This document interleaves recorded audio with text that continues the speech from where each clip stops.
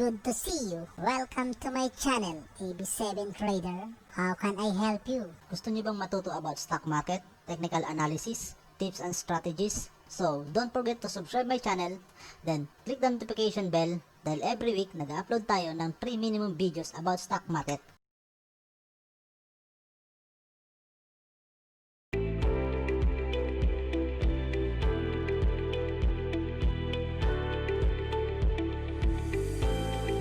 So guys, magandang gabi ulit sa inyo. So dito ulit naman tayo sa pagre-review natin sa mga trending stock ngayong araw, August 6, 2020. About sa mga stock na ating nakita na nag-trending ngayong araw. So guys, kung gusto niyo makakita or makapanood about ng mga trending stock or mga stock na nag-trend ngayong araw sa mga araw sa stock market, about sa mga technical analysis na ating gagawin. So kung di pa kayo napag-subscribe sa ating channel, so subscribe na lang tayo at click na natin ang notification icon para ma-notify tayo sa tuwing mag-upload tayo ng mga video. So sa ngayon guys, bago ko simulan tong video about sa technical analysis, so masasabi ko na rin na siguro halos ito na rin yung mga video na gagawin natin kasi tapos na rin naman tayo sa about sa basic ng stock market sa mga beginner, then may mga technical analysis na rin tayo na mga tinalakay na ginawang video.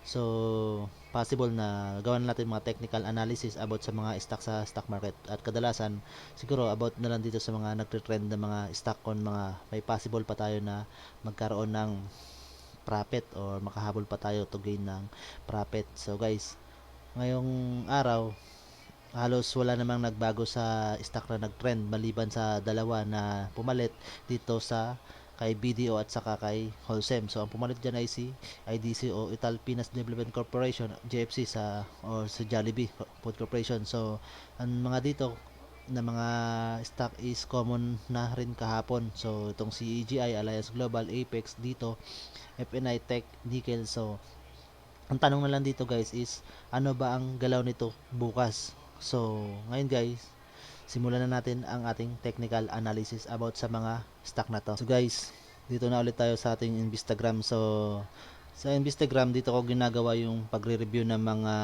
stock na nag-trending. So doon kasi sa platform na gamit ko, sa trading platform ko, so hindi lahat ng mga technical indicator is nandoon. So dito sa Instagram, so halos nandito guys is nakikita ko at medyo madali dito gawin yung technical analysis, saka medyo gamay ko na gamitin tong platform na to. So guys, simulan natin dito kay PSE ngayong araw. So ngayong araw guys, si PSE is maganda yung kanyang takbo. So nag-gap up yung opening niya, then try na medyo bumaba ng konti, pero at the end na kumbaga tumaas pa rin yung PSE points natin ngayon. So tumaas siya ngayon ng 69 points or 1.18% equivalent. So ngayon nasa 5,902.58 points na siya. So indication yan is maganda yung stock ng kumbaga maraming stock yung maganda yung takbo ngayon. So ilan sa mga stock niya na is nag-trend ngayon guys. So alamin natin bakit sila nag-trend ngayong araw. So muna natin dito kay EGI guys. So kagabi, naggawa na rin ako ng technical analysis dito about kay EGI. So ginamit natin dyan is yung kadalasan ngayon is mas popular si Bollinger Band. So mas accurate natin gamitin kasi medyo makwan yung kanya volatile yung market medyo mataas yung pagbaba at saka medyo hindi maganda gamitin yung moving average. So kung gumagamit tayo ng moving average guys, make sure na may combination din siya sa ibang mga indicator na nandito. So maliban dito kay Bollinger Bands guys is gumagamit tayo ng tinatawag na stochastic or RSI. So ngayon gagamitin natin muna dito is si Bollinger Bands kay EGI kasi kahapon is si Bollinger Bands ang ginamit ko para ma-trace to about yung magiging takbo nito. So tulad ng sinabi ko kahapon guys, maganda yung takbo ni EGI.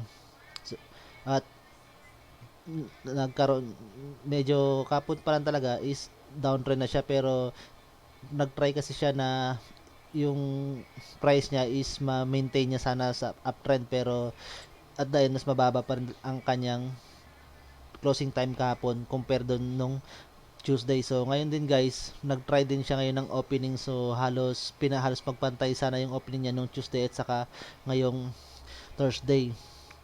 At ang sabi ko sa inyo kagabi about sa technical method na ginawa ko gamit ang Bollinger Bands is kapag nag-green candle siya ay possible na may uptrend pa siya. So kanina, tinignan natin galaw na every 15 minutes ng candle niya, price candle niya. So kung makikita niyo yung 15 minutes candle niya guys is nasa taas siya. Nasa taas yung 15 minutes candle niya. Kung dito August 6, 15 minutes candle, halos nag-cross sana siya dito sa opening, nag-cross na agad siya dito sa upper band niya dito kay Bollinger Bands. Medyo laki natin tong Bollinger Bands natin. Gawin natin green para medyo nakita. Saka yung lower band gawin natin green. So nag-cross na siya ng opening guys eh. Nandito na siya sa taas ng ang opening niya. Kaso nga lang hinila siya ng mga buyer pababa. So wala rin gaanong volume na pumasok nung umaga nung first 15 minutes ng trade niya, then another hanggang sa sunod na mga another tong 30 minutes or 45 minutes na going to 45 minutes. So hindi maganda yung takbo ng candle niya guys. So pababa ang candle niya. Then nag-try na siya na hilahin pero talagang hinihila ng mga buyer pababa guys yung price. So at sa closing naman is medyo nag-uptrend yung presyo niya pero hindi pa rin sapat yun para yung day niya is ma-maintain sana pero mas mababa pa rin siya nung day. So possible nito guys, Bollinger Bands guys, nag-form na siya kahapon nag-confirm na ng panibagong trend yun kasi nga narrow na siya. So possible yan guys. Nung nag-narrow siya, ibig sabihin 'di ba pag Bollinger Bands is magpo-form ng panibagong trend. So ang bad news niyan is negative niyan. Ang first candle na pinorm niya nung magpo-form siya ng bagong trend is red candle. So dito guys, nag-widening na dito ngayong araw. Kapon, end of narrowing siya kung nag-confirm na siya kapon ng beginning of trend. So ang sumunod ngayong araw nung nag-widening siya, so magpo-form na ng trend red candle ang dumating. So possible nito guys, may downtrend ang kanyang price nito. So tingnan natin dito, i-confirm natin 'yan sa isang sa mga nagamit natin. So ang compatible dito kay Bollinger Bands is si RSI guys. So tingnan natin si RSI guys. So kay RSI guys, nag-hit sana siya kahapon ng nag-try siya na ma-cross niya yung above 30 sa RSI. So ngayon, bumalik na naman siya. RSI bumaba siya. Pero kung ang indication nito guys is oversold na, so possible na magkakaroon to ng uptrend ng presyo. So ngayon guys, kung hindi ako magkakamali, yung Bollinger Bands is magpo-form ulit ng panibagong narrowing. So magkakaroon to ng isang sideways guys na mangyayari kung gano'n ang RSI niya. So hindi nagko-confirm si RSI dito kay Bollinger Bands na magkakaroon ng uptrend kasi nasa baba na nga yung RSI niya guys eh. So possible guys, magkakaroon to ng tinatawag na sideways muna ng presyo. So baka next week guys is mag-uptrend to, mag-form to ng panibagong trend or uptrend. Kung hindi si RSI, i-confirm natin. Confirm natin guys sa kwan, tinatawag natin si Bollinger Bands dito sa, so tingnan natin si weighted volume weighted moving average guys. So moving average tayo, tingnan natin guys, moving average. So para yung moving average gamitin natin ngayon guys. So possible MA20 pareho. Yung orange guys, moving average, simple moving average yan guys. Ang orange natin, gawin natin 20. Sa si 20 yan ang default ng BWMA natin. So yung blue is yung tinatawag natin na BWMA. Ang problema dito guys kay BWMA is nasa ibaba siya ng tinatawag na moving average, simple moving average. So possible nga nito, ang indication nito is downtrend nga to guys. So may pagbaba ng presyo na mangyayari dito guys, or either magkakaroon ng sideways to guys, at medyo divergence din yung pinapakitang indication nito ng moving average saka VWMA. So possible guys na magkakaroon to ng sideways ang presyo dito guys. So yun lang ang aking estimate guys. So ngayon guys, hindi nag-confirm siya si RSI, hindi nag-confirm siya as Bollinger Bands. So ngayon, ito na ang nag-confirm si yung dalawa guys, itong si simple moving average saka si VWMA. So yung nga sinasabi ko sa inyo guys, na kapag gagamit kayo ng simple moving average, make sure na may samahan nyo siya ng tinatawag na ibang mga technical indicator, kasi baka medyo hindi magandang indication kasi ng moving average. Kasi pag sinabi moving average guys, dapat nasa taas itong mga candle mo. So kung MA20 siya, so medyo 1 month kwan yan, so hindi maganda yung takbo ng ni EGI. So possible guys mag sideways or may counting downtrend na mangyari guys bago ito bumalik ng uptrend. So si EGI guys, kaya naging trend siya ngayon is nasa top, most active siya ngayong araw. So yun nga lang, mababa yung presyo niya. So balik tayo dito guys sa si Apex naman guys. So sinabi ko nga rin kay Apex kahapon, ngayon kay Apex guys, kagandahan nito guys, nasa taas itong si MA, yung volume moving average saka sa simple moving average ko. Yung indication nito guys is maganda sana dito sa dalawang to na technical method, kasi parehong nasa taas at nasa taas din yung volume moving average mo. So ibig sabihin yan guys is uptrend yung presyo, pataas yung presyo. Pero gamitan natin siya ng Bollinger Bands guys para i-confirm natin yan, kasi mas kuha natin si Bollinger Bands sa panahon ngayon. At ang pinapakita rin kasi nito guys ni RSI dyan guys is overbought na siya guys. So possible, alam nyo na pag ibig sabihin ng RSI is na overbought is pababa na siya ng presyo. At ang indication nyo nga rin nito guys na pababa yung presyo is ngayong RSI bumababa na guys above 70. So may possible na bumaba na yung presyo nito guys. At si Bollinger Bands din guys, tulad ng inaasahan, is downtrend ang kanyang binibigay. Pero guys ngayon medyo widening pa yung kanyang, yung dalawang band dito medyo pa widening, pero ito guys nagbabadya na to na magkaroon ng narrowing. So magkakaroon ng counting narrowing siguro guys. At tulad ng sinabi ko sa inyo kahapon, bantayan natin itong candle nyo. Pag nag green candle, yung nagkamali lang ako na first 30 minutes, pero kanina 45 minutes bago siya nag red candle. So tingnan natin yung day candle niya ngayon guys. Ngayon yung every 15 minutes candle niya. So yun nga, pam 45 minutes guys, nagsimula siya ng 45 minutes. Una 9:30 nag-open to 15 minutes. 15 minutes, oy, 30 minutes pala guys. Tama guys, nag-red candle siya ng 15 minutes. So ay ng 30 minutes. So tulad ng sinasabi ko sa inyo guys, kapag yung candle na ibinigay niya kahit naghag na dito guys, sabi kahapon 'di ba, nasa taas na siya ng itong upper band. So pag Bollinger Bands, ang ibig sabihin pag nasa taas ito guys ng band mo, ng upper Bollinger Bands mo, itong candle at green candle pa, possible na magkaroon pa ng uptrend. Pero yun nga guys, ang sinasabi niya doon, baka mag-pulse yung sinasabi niyang uptrend, kasi hintayin mo yung susunod na candle niya kung green ang i-confirm ng green candle. Kaso ngayon nag red candle, so possible na magkaroon ng downtrend. So makikita naman natin ngayon sa every 15 minutes trading na pababa yung price niya guys. So hinila pababa talaga ng mga buyer. So maraming nag-iimbak pababa guys. So possible niyan guys, may pagbaba ng presyo itong si APX ngayon. O kung mabasag man niya to yung RSI 70, mag-cross man siya below sa RSI 70 guys. So kung sakali na medyo trend pa rin siya, possible magkakaroon ulit ng konting profit ulit, magiging ulit ng panibagong profit. Parang ganito guys ang mangyayari ng formation ulit niyan ng kanyang RSI. So yun ang kay Apex guys. So sumunod guys si dito. So kay dito is tulad ng sinasabi ko, halos mag-cross pa lang yung RSI niya dito, magawing pa lang sa 50. So sana mabasag niya yung 50 para tuloy-tuloy yung pag-akyat niya. At yung sinabi ko nga, yung green candle, so nasa uptrend naman siya.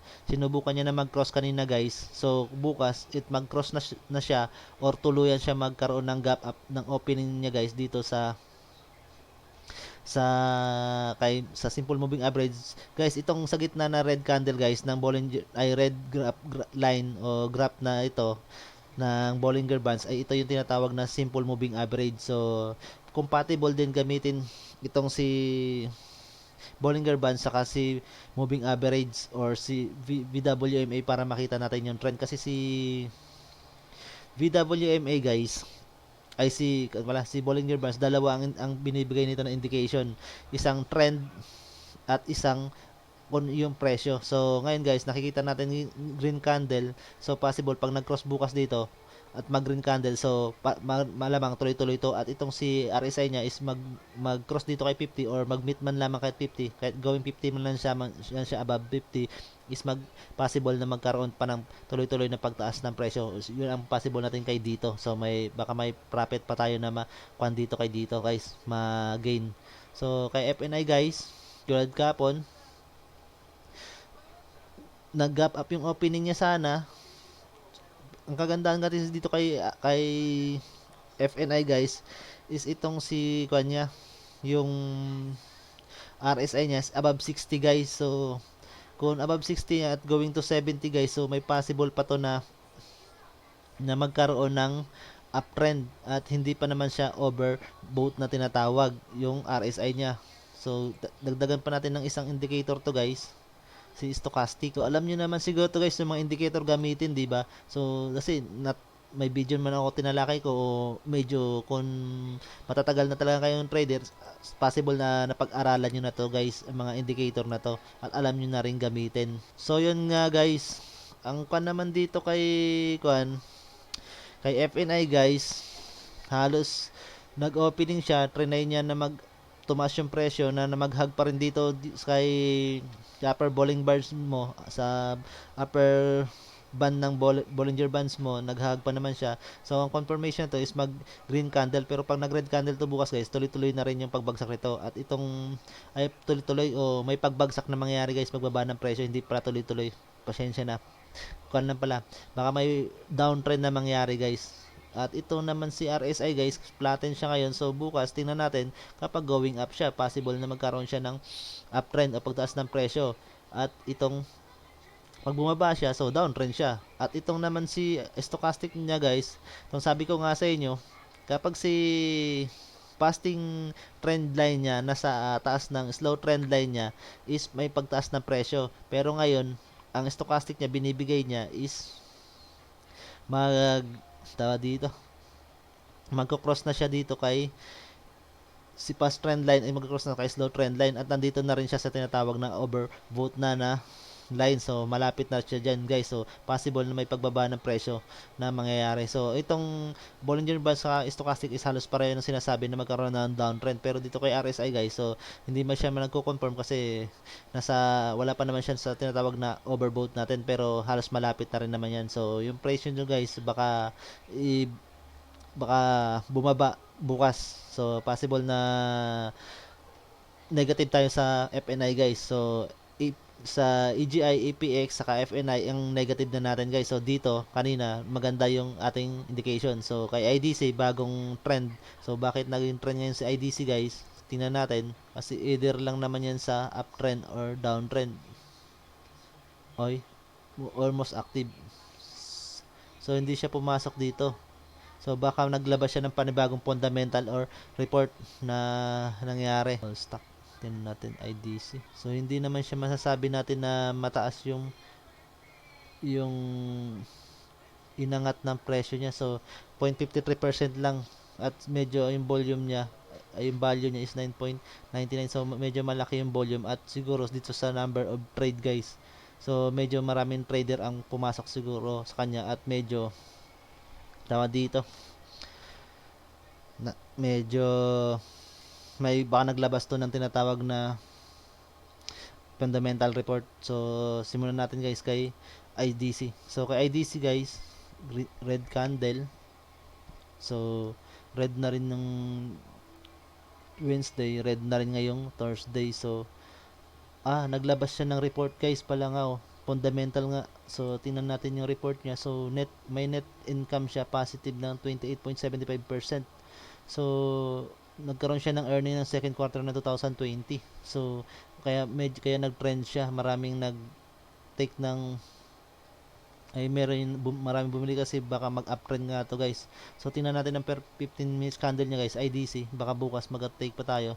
So every 15 minutes candle sa taas medyo bumaba siya guys, pero sa end of market sa last 50 plus 20, 15 minutes or 30 minutes is halos inangat niya lang ng konti guys. So from pinaka bottom niya ngayong araw na 1.88, tinaas niya lang sa 1.9. So medyo hindi tayo magandang indication nitong si IDX. So balik tayo sa day candle guys. So yun nga guys, yung Bollinger Bands niya, nagko-confirm na siya ng panibagong trend. So nag-narrow na siya, or kinonfirm yun na to guys ng panibagong trend ang formation. So tulad ng inaasahan, pag naglabas ang isang market ng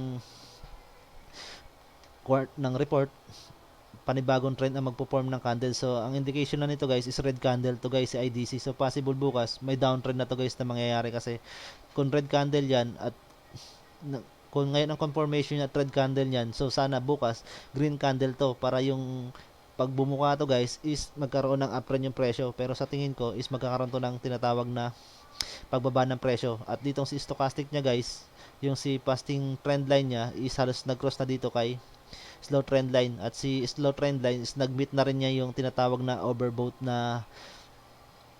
na side ng stochastic niya. At itong si RSI niya is medyo flatten yung galaw ng kanyang RSI ngayon. Medyo flatten guys. So may possible pag nag-twist bukas ang RSI dito guys ng first 15 minutes or first 30 to 1 hour, first 30 minutes to 1 hour guys, pag nag-twist pababa ang RSI mo guys, bukas possible na mag-downtrend si IDC. So negative na yung IDC. So kahit 0.53%, so hindi naman ganun kalakihan yung inangat ng price niya ngayon. So dito kay JFC, tumaas siya ng 3.05%. So JFC guys, tingnan natin, panibagong trend, confirmation ngayon guys, ang panibagong trend. Kagandahan guys, nag-cross yung candle niya dito kay moving average dito sa Bollinger Bands nga. So ibig sabihin nito guys, may indication na mag-uptrend guys. So sana bukas pag green candle dito guys ang mangyari guys, at ito bumuka na tong tinatawag na Bollinger Band na upper at lower limits guys, magkaroon ng widening pag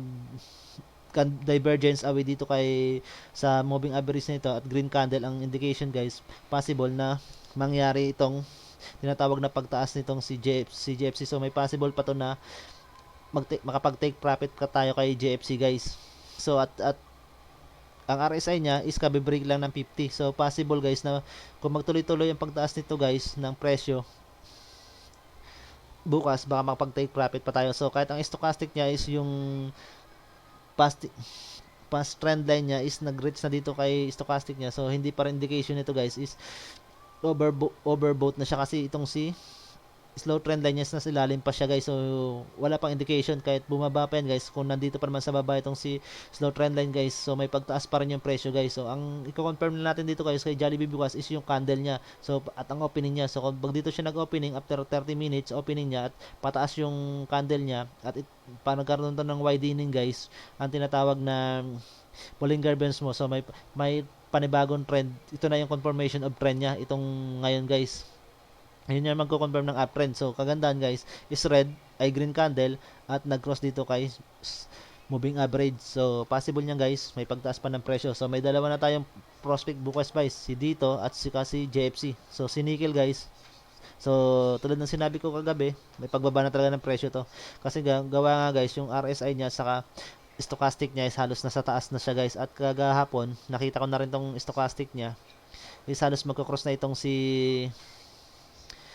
yung si past trend line na stochastic dito sa slow trend line niya. So nakita ko na rin kanina, try pa rin to na umaga na pataasin yung presyo, pero 15 minutes or 30 minutes bumaba na siya guys. So parang volatile na to yung kaninang presyo ng umaga pa lang, up and down guys. So hanggang sa tuluyan siya guys na bumaba guys.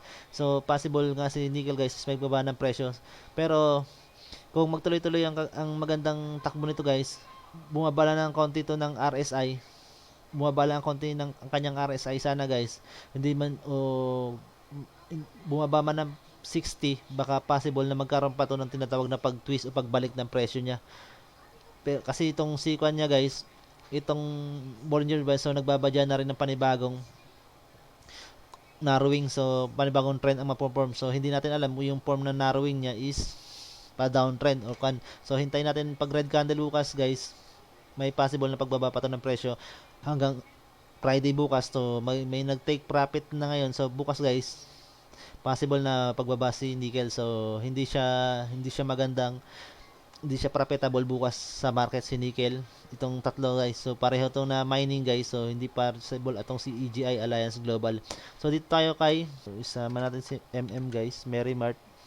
Kahapon din maganda rin ang indication ni Merrimart guys pero ngayon mukhang so guys, ang kay kwan kahapon, ang naikon ko kay Merrimart kahapon is positive sana siya guys, kasi ang kwan ko dito guys is green candle, nag-cross dito kay slow moving average. So medyo ngayon, medyo hindi maganda yung kanyang naging indication. So bumaba naman siya pero alos 0.03%, 0.03 points ang binaba niya o 1.09%.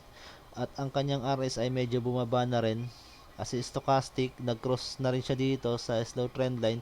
So possible na naman to guys si Merrimart na may pagbagsak na naman ang presyo. So hintay ulit na tayo ng candle buka guys. So tingnan natin muna ang 15 minutes niya guys. Every 15 minutes siya kanina, baka maganda. So hindi maganda ang every 15 minutes niya guys na candle. Trinay niya na mag-uptrend ng first 30 minutes. Uptrend ang ganyang pinformation pero hanggang tuloy-tuloy ng pagbaba niya sa guys. So para baka bukas guys, bumaba rin to ng presyo si Merrimart. So hindi rin maganda yung kay Merrimart. So si JFC dito pa lang may confirmation ako natin. So tingnan natin guys si Tech sa mga trend. So si Tech guys, tulad ng sinabi ko rin kay Tech na company, kung green candle is red, pero ang kagandahan naman ito is sa taas yung candle niya. So kaya naging red candle lang siya guys, kasi medyo mababa lang siya ng 0.01 sa opening niya, kaya may halos, kung makikita niyo maliit lang yung yung candle na yung parang nag-cross na candle, o para matatawag na rin natin isang doji ito guys. So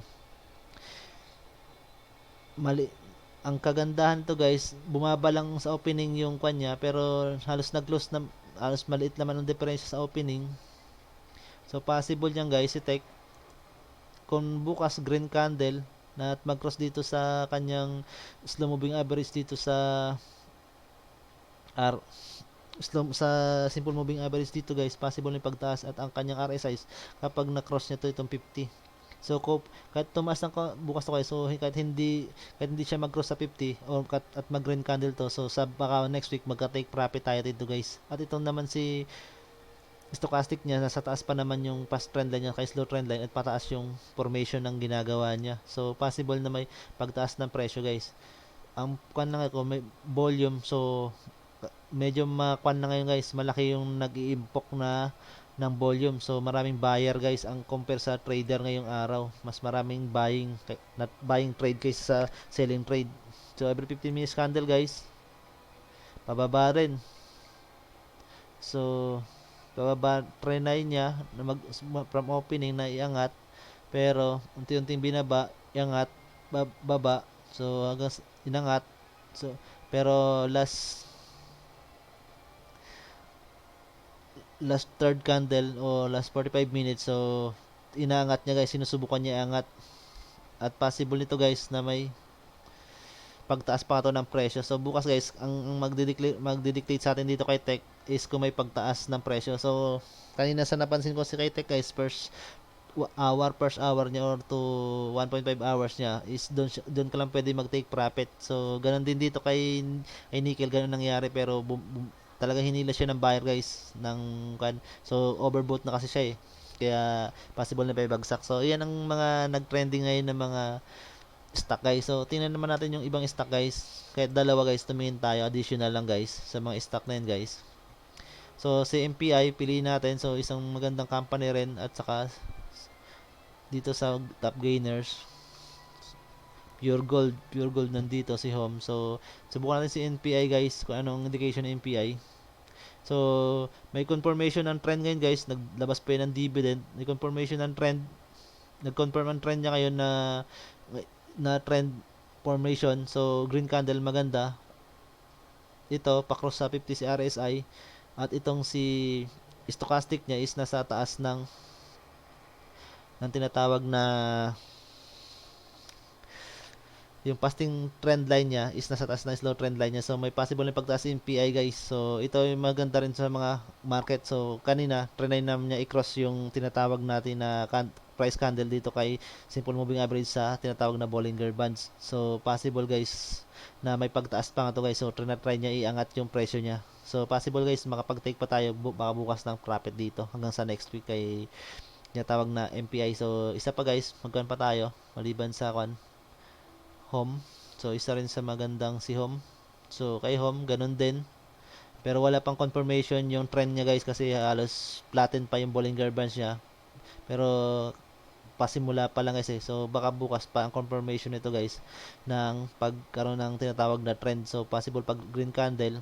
So, possible may pagtaas si home. So, yun ang nakikita ko dito guys sa home. At ngayon, kagagaling lang din ng stochastic sa tinatawag na oversold.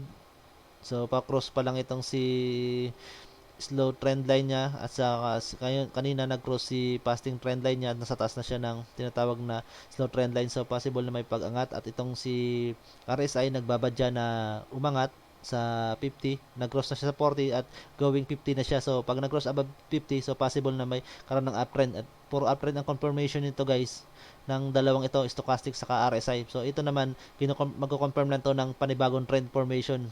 Pero ang kaganda nito guys, pag nag-cross itong itong price candle mo dito sa sa simple moving average dito sa Bollinger Bands, possible na magkaroon siya ng uptrend na yun ang confirmation ng uptrend ang presyo. So guys, yun lang naman ang masasabi ko about sa mga ginamit kong technical method. So guys, talakayin natin yung tinatawag na simple moving average. So kasi marami ang gumagamit ng moving average ng mga technical method guys na napapansin ko yun. So yan ang tinitingnan nila sa pagka ng stock. So balikan natin yung simple ng tinatawag na moving average guys. So napaka simplistic kasi ng moving average guys na technical method. So ang kay moving average guys, so violet guys ang moving average. So palitan natin ng kulay ito guys. Gawin nating blue or yellow para medyo madali makita.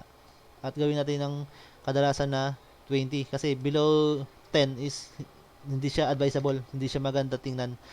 So kung 20 guys, ibig sabihin 1 month na moving average, 1 month na average yan ng mga presyo. So ito, ang moving average ngayon nito, itong 1.41 is average nitong 20 dito backward. So yun ang kay moving average. So kapag gumamit kayo ng moving average guys, napaka-simplistic kasi ng moving average kung iisipin mo. Kasi yun ang sinasabi ng about dun sa tinalakay na study namin about sa moving average.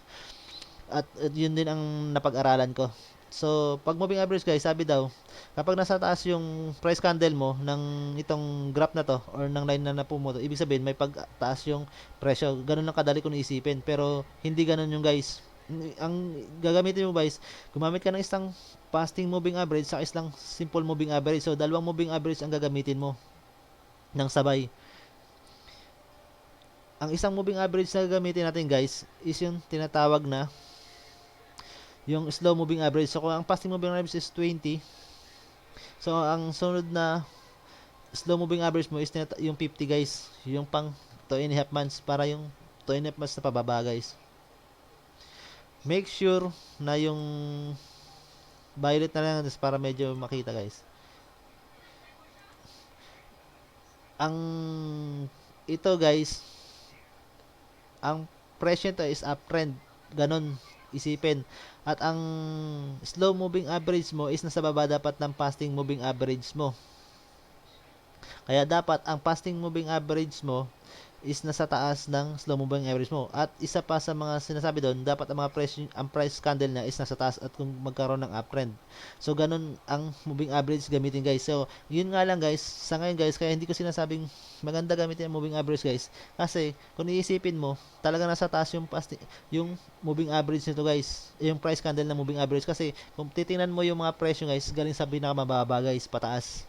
Kaya hindi siya advisable na gamitin. So, hindi mo makikita na kung tataas pa talaga yung presyo. Kaya ginagamitan natin siya ng tinatawag na indicator, isa pang indicator, para malaman natin kung bababa ba o titigil na siya dyan o magkakaroon ng panibagong trend na possible na mangyari.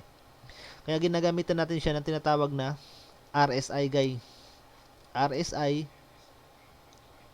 at saka stochastic. Ito kasi yung nagko-confirm ng mga trend kung matatapos na yung trend na mangyari, kung mababalik na siya ng trend o babagsak na yung trend formation niya.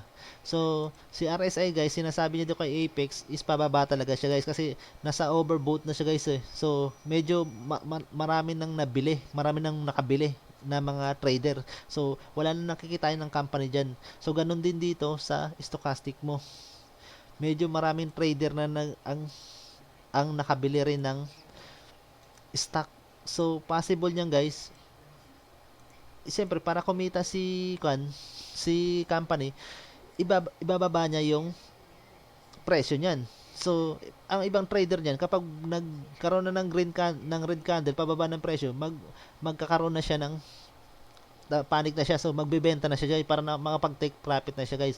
Pero mangyayari nito guys, para makapag-take profit yung company, pag nababa niya at nakaipon na naman siya, nakabili naman siya ng medyo sapat na sa volume para kumita yung company, baka iangat niya rin yung guys. So, kaya ito guys, baka magkaroon pa to ng panibagong formation ng panibagong trend. Bababa ng konti, then aakyat naman yung presyo niya.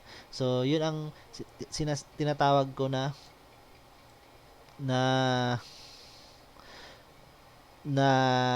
paggamit ng technical method guys. Kaya hindi lahat ng technical method guys is applicable dito lalo na sa mga panahon ngayon guys, pag nakikita yung price graph guys. So yun lang guys ang masasabi ko about dito sa technical method. Sana may naunawaan kayo. So maraming salamat guys.